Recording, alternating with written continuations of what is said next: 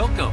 I'm Doug Morgan, and you're listening to Uncommon Sense, where we hunt for the truth in the topics you're not supposed to talk about, Christianity and politics.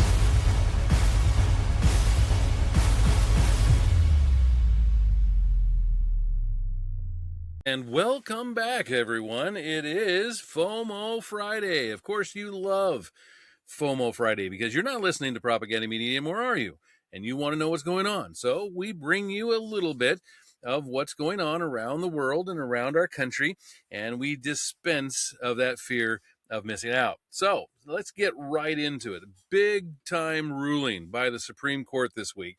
And from a series of articles from the Daily Wire comes this. The U.S. Supreme Court on Wednesday sharply limited the ability of states to consider race when drawing congressional maps, a decision that would reshape the balance of power in Washington and intensify redistricting battles ahead of the 2026 midterms.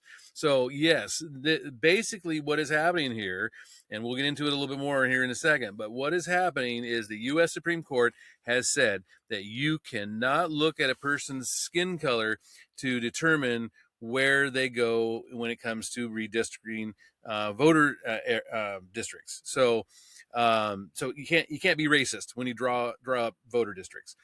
Writing for the majority, Justice Samuel Alito struck down Louisiana's congressional map, which included two majority black districts as a unconstitutional racial gerrymander. In the court's 36-page opinion, Alito emphasized that the Constitution almost never permits the federal government or a state to discriminate on the basis of race, framing the central question as whether compliance with the Voting Rights Act justifies such actions. For the court's conservative wing, the answer was no. Quote, because the Voting Rights Act did not require Louisiana to create an additional majority-minority district, no compelling interest justified the state's use of race in creating SB 8. And that map is an unconstitutional racial gerrymander. That's what the court's opinion held.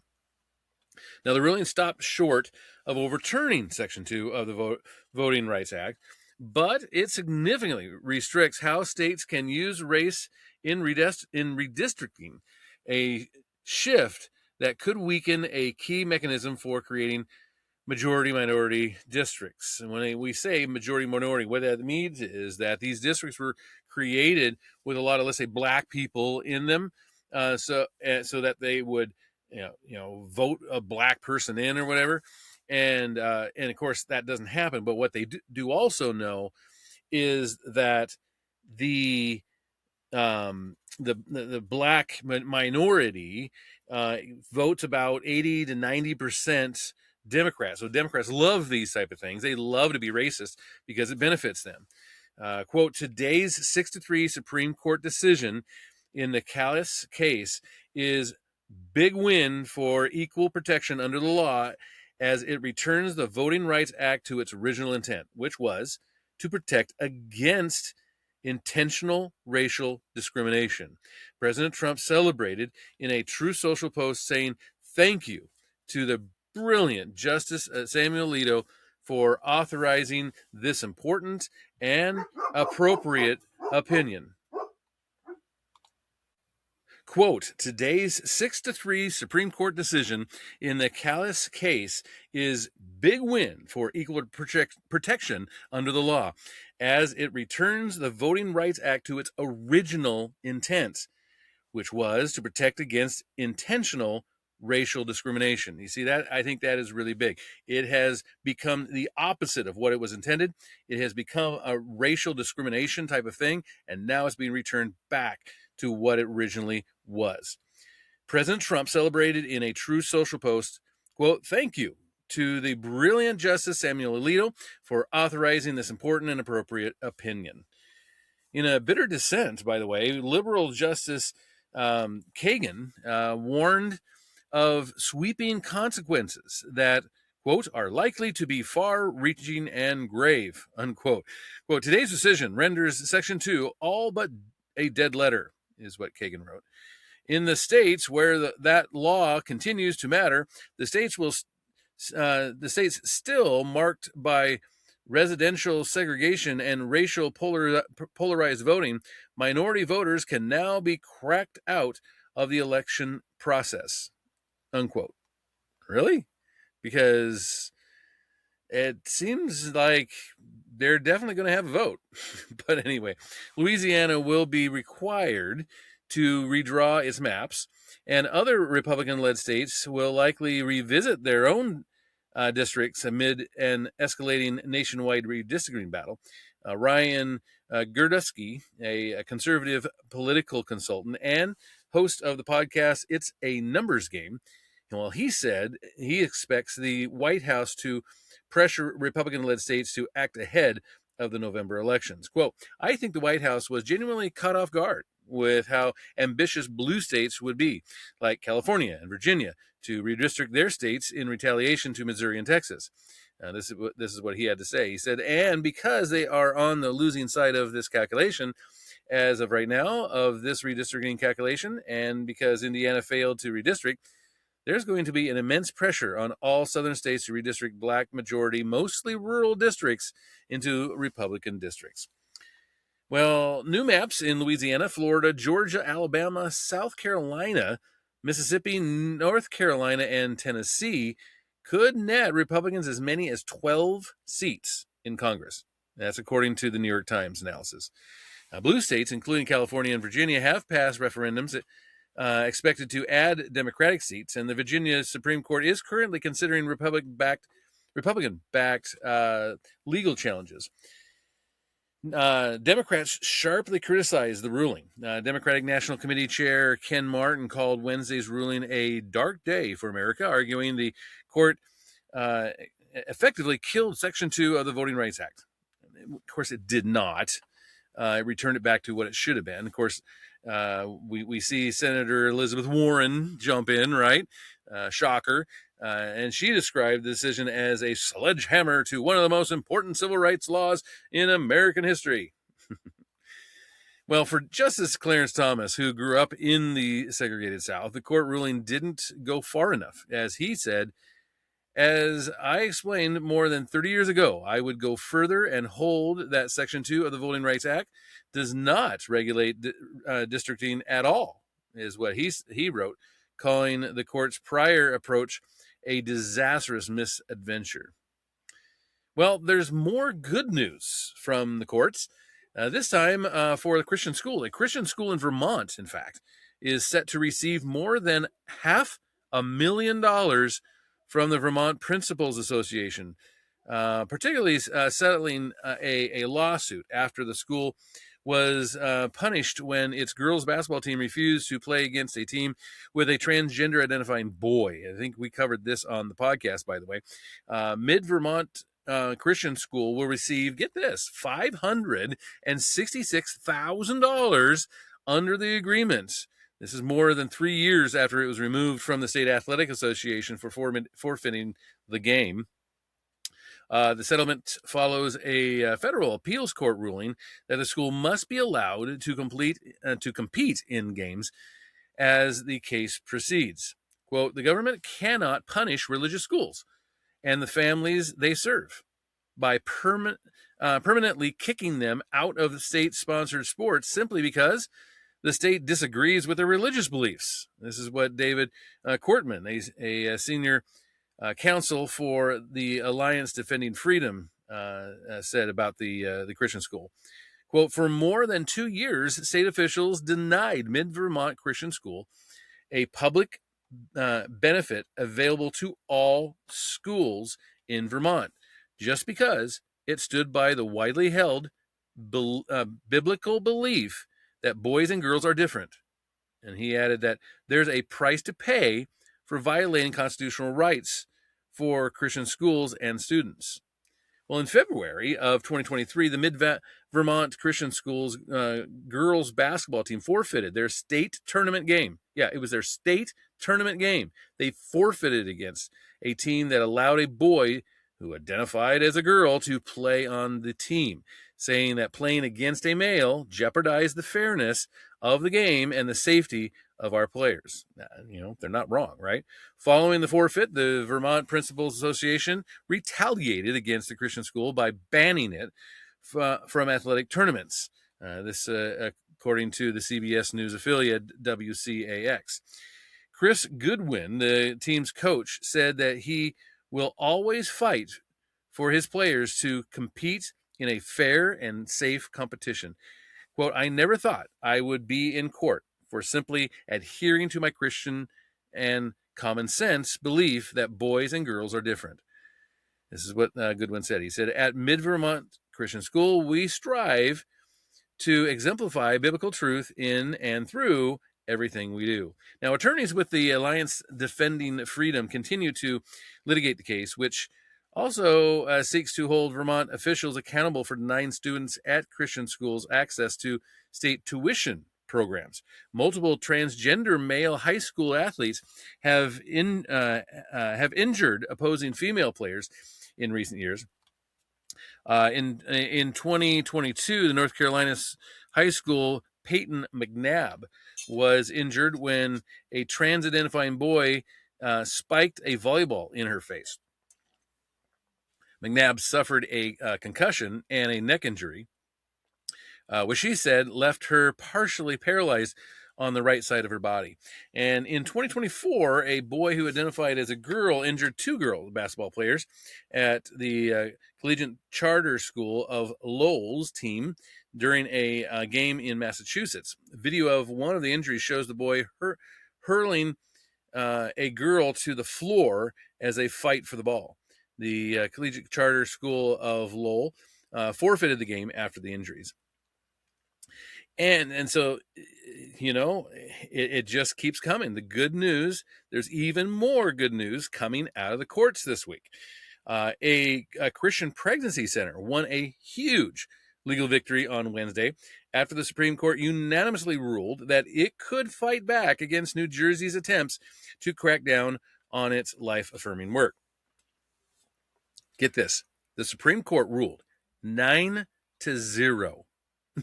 9-0 that the First Choice Women's Resource Center can challenge a federal court former New Jersey Democrat Attorney General Matthew Platkin's attempt to gain access to its donors list and promotion of the abortion pill reversal through subpoena. The opinion was written by Justice Neil Gorsuch, who said that the Pregnancy Center had provided ample evidence that its First Amendment associational rights were at risk. And this is what he said. He said, the question before us isn't how badly the Attorney General has burdened First Choice's associational rights.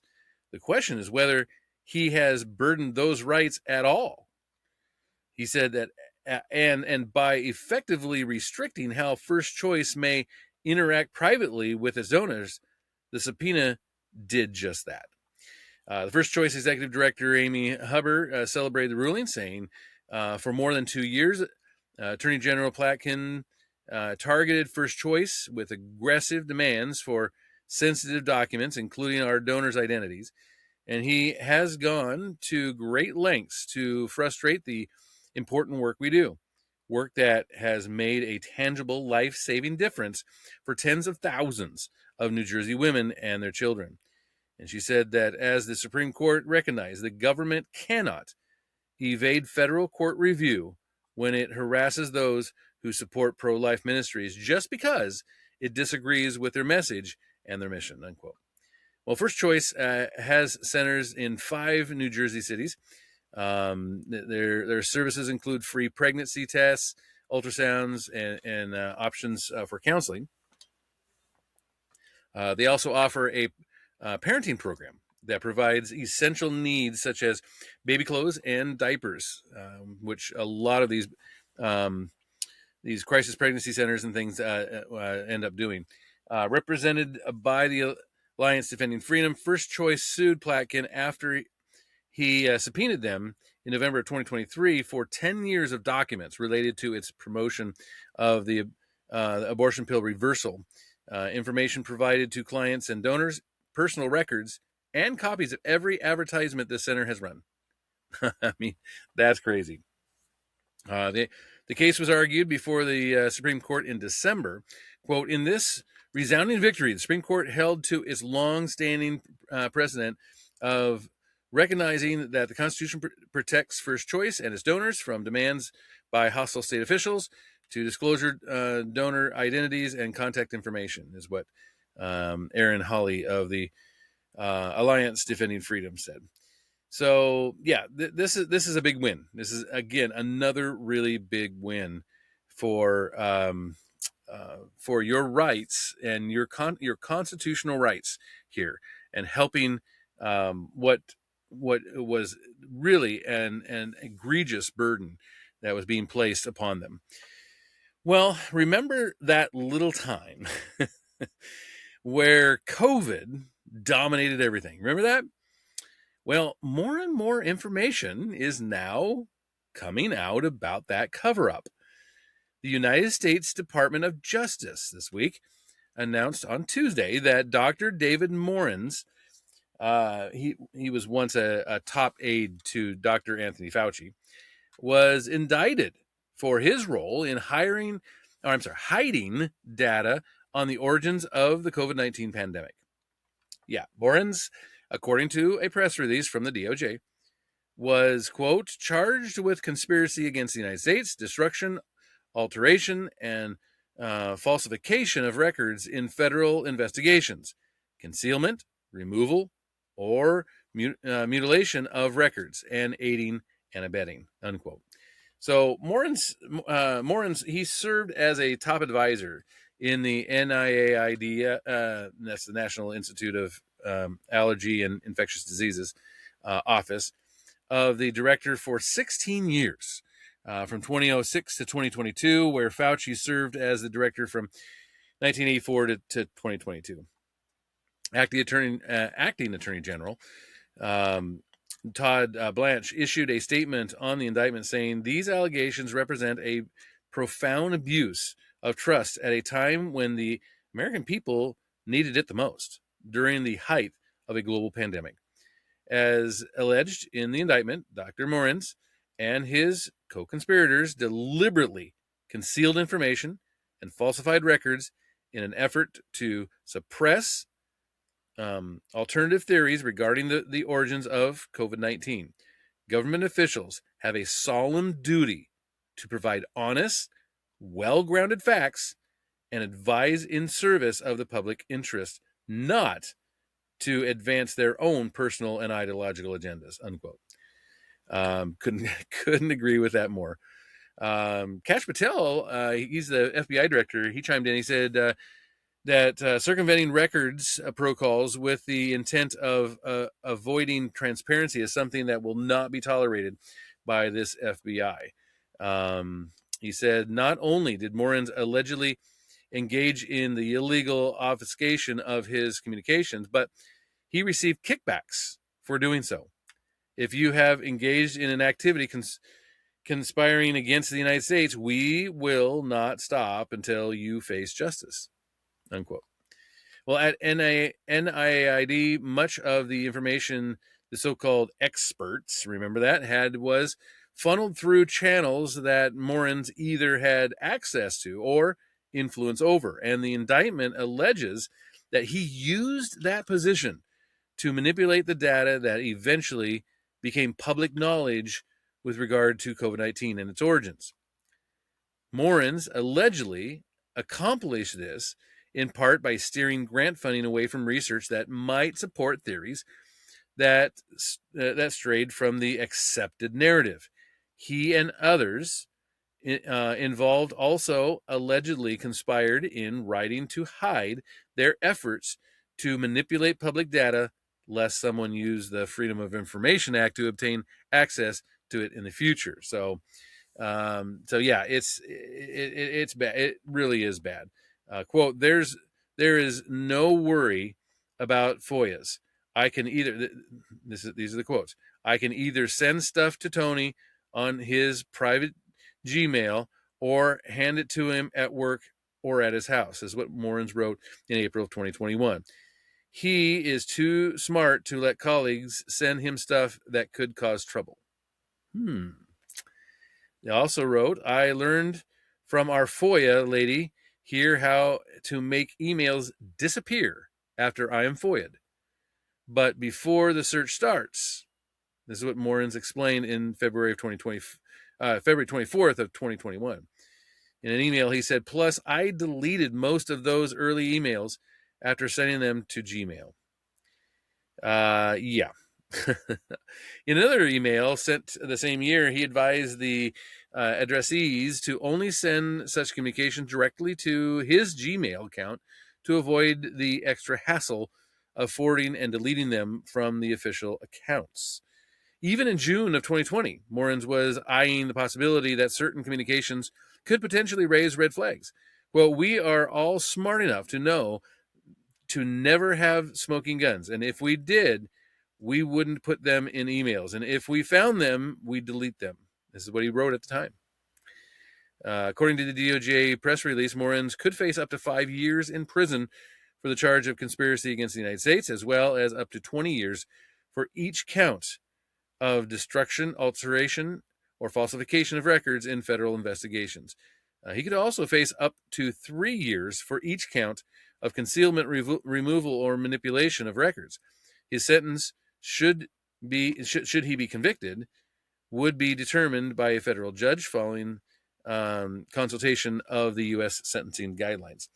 So the case was investigated by the FBI in conjunction with the Office of Investigator General of the Department of Health and Human Services, and will be prosecuted by Assistant U.S. Attorney Joseph Baldwin. And so, yeah, we'll see how that goes. FBI has been very busy. In fact, the FBI and the Homeland Security Department executed raids in the Twin Cities on Tuesday morning, targeting numerous Somali-owned businesses as part of the Trump administration's crackdown on fraud. Federal agents obtained court-approved search warrants for more than 20 different locations in the Minneapolis area. Now, this is what Fox News reported. Most of the search warrants are for businesses connected with Somalis, including, of course, you remember this one, the infamous Quality Learning Center. That was at the center of the controversy late last year. Here's the quote. Homeland Security investigations, in cooperation with our law enforcement partners, executed criminal search warrants in Minneapolis relating to the rampant fraud of U.S. taxpayer dollars. That's what the DHS put out. No arrests were made in the early morning raids, but federal agents were seen taking photos and moving portable files and the cases that they're inside the daycare in South Minneapolis, according to CBS News. Minneapolis has been at the center, of course, of President Donald Trump's anti-fraud task force after dozens of Somalis were arrested and charged with defrauding numerous Minnesota social programs since 2018. The task force, which Trump launched early this year, is spearheaded by Vice President J.D. Vance. And since taking over as fraud czar, Vance has zeroed in on 14 state programs in Minnesota, which include autism service providers and medical service transports that the administration believes are rife with fraud. Tuesday's raids are not the first time federal agents have been on the ground at suspected fraud sites in the Minneapolis area. In late December, Homeland Security investigators, their agents conducted door-to-door checks at daycares and healthcare centers suspected of fraud. Those checks, however, did not include court-authorized raids of the businesses, and that's what they were able to end up with today. Minnesota's Democratic Governor Tim Walz and Attorney General Keith Ellison have been accused of attempting to cover up the massive fraud scandal that has seen tens of millions of taxpayer dollars stolen from state government programs. The years-long fraud scheme included the nonprofit Feeding Our Future, which received federal funding to provide meals to hungry children during the COVID pandemic, but distributed little food, and they just didn't do what they were supposed to do and received just a ton of money for doing very little. Well, in December, independent journalist Nick Shirley brought attention back onto Minnesota and Governor Walz with his reporting on Somali-owned daycares that received taxpayer dollars, but appeared to have little or no children in their buildings. And this is, some things you just have to like slap your head, right? Minnesota Democratic Governor Tim Walz boasted this week about his moves to crack down on fraud during the final State of the State address that he had on Tuesday night, just hours, of course, after the federal agents raided numerous daycares in the Minneapolis area as part of that investigation. Walz then claimed that more fraud is taking place in Republican-led states. Yeah, like Minnesota and California. Oh, wait, they're not Republican-led. Quote, I've said the buck stops with me, and I know some of you will take that as an open invitation to play politics with every incident of fraud that takes place here in Minnesota. Even though I have to tell you, the statistics show it's happening in red states more than here, Walz said. Sure. But so be it, he said. But taking responsibility does not mean taking the blame. It means taking it upon yourself to fix the problem. What? Taking responsibility doesn't mean taking the blame? Okay. Liberal logic, I guess. Quote, come again? see? The FBI head, Patel, he had the same reaction. Come again? This FBI DOJ with our DHS partners drafted and executed every search warrant today. But go ahead and take credit for our work while we smoke out the fraud plaguing Minnesota under your governorship. Yeah, it doesn't make a whole lot of sense. Well, speaking of not making a whole lot of sense, I wanted to end today with this one. And it just, I said a little earlier, there are moments when you just want to slap your head, right? You just want to slap your forehead and go, I do not understand. And let me start out by saying this. Look, as a pastor, I have helped run food banks. Part of our thing was that we wanted to make sure everybody got food no matter what. But that was a private food bank. Well, a report came out, and this came out reported by the Washington Times. Thousands of food stamp recipients have been cruising to the grocery store in Maseratis, Lamborghinis, Porsches, and other extravagant cars, according to new data.